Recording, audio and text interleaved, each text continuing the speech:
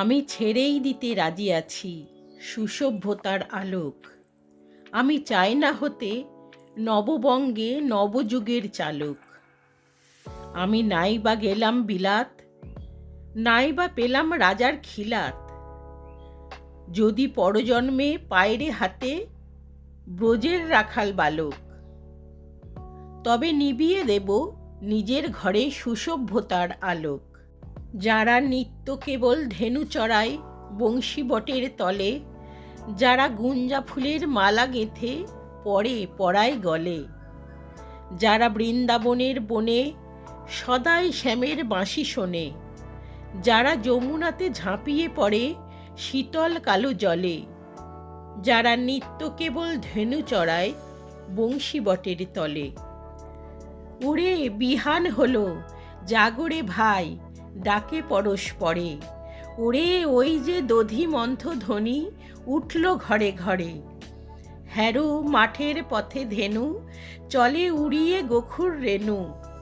Harrow আঙিনাতে ব্রজের বধূ দুগ্ধ দহন করে।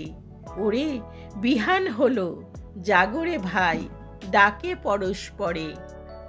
ওরে শাওন মেঘের ছায়া পড়ে কালো তমাল মূলে। ওরে এপার ওপার আঁধার হলো কালিন্দিরি কূলে। ঘাটে গোপাঙ্গনা ডরে কাঁপে খেয়া তরির পরে। হ্যারো কুঞ্জ বনে নাচে ময়ূর কলাপ খানি তুলে। ওরে শাওন মেঘের ছায়া পড়ে কালো তমাল মূলে।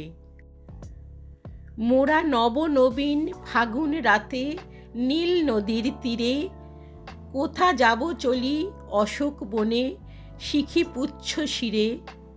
যবে দোলার ফুলো রাশি দিবে নিপ শাখাই কষি, যবে দক্ষিণ বায়ে বাঁশির ধ্বনি উঠবে আকাশ ঘিরে।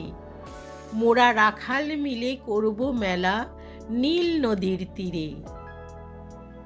আমি হব না ভাই নববঙ্গে নবযুগের চালক, আমি জ্বালাবো না আধার দেশের সুসভ্যতার আলোক। যদি ননি ছানার গায়ে কোথাও অশোক নিপের ছায়ে, আমি কোনো জন্মে পারি হতে ব্রজের গোপ বালক। তবে চাই না হতে নববঙ্গের নবযুগের চালক।